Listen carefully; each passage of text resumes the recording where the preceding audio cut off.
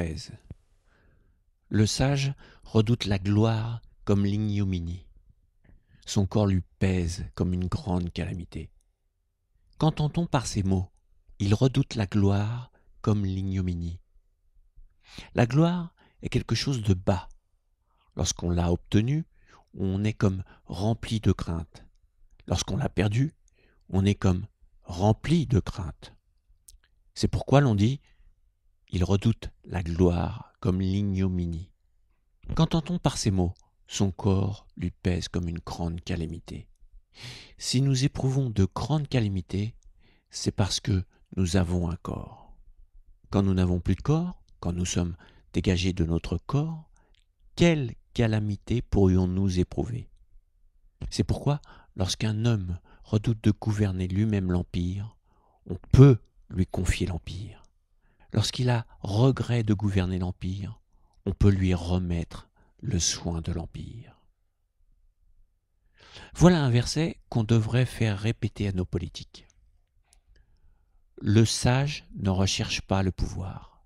Le sage ne cherche pas à être un élu. Il ne se met pas en avant. C'est les autres qui viennent le chercher. Mais lui n'a jamais proposé sa candidature.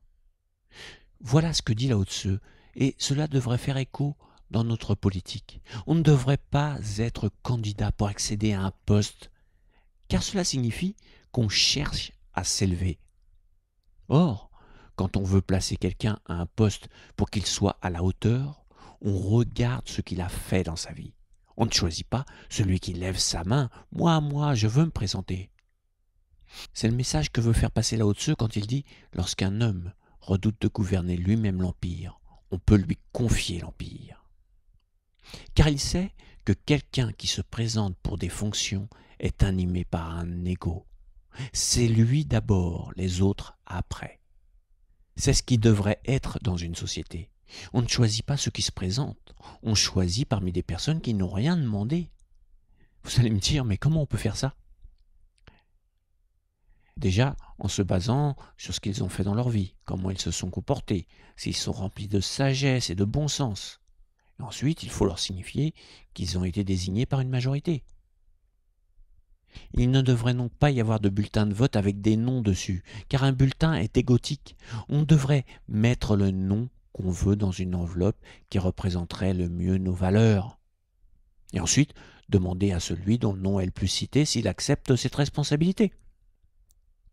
Il existe à peu près le même système pour être juré dans un procès.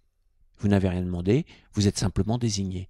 Il faut juste avoir une carte d'électeur et la différence, c'est par un tirage au sort. Lao Tzu avait compris que le système « je me présente, élisez-moi » ne peut pas être démocratique.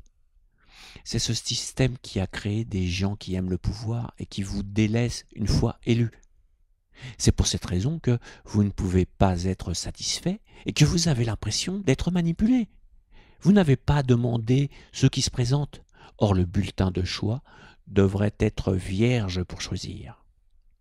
Que ce soit dans la société, dans votre entreprise, etc., méfiez-vous de ceux qui jouent des mains et des pieds pour se frayer un chemin sur la route du pouvoir. En définitive, Lao Tzu vous met en garde sur la recherche de l'approbation de l'autre ou en obtenir des faveurs, car l'ego n'est pas qui vous êtes. Il vous met toujours sur la mauvaise voie.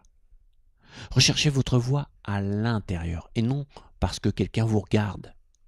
Et pour cela, il vous fait prendre conscience que vous êtes plus qu'un corps. Qu'est-ce qui peut vous arriver sans votre corps? Rien du tout. À bientôt, au revoir.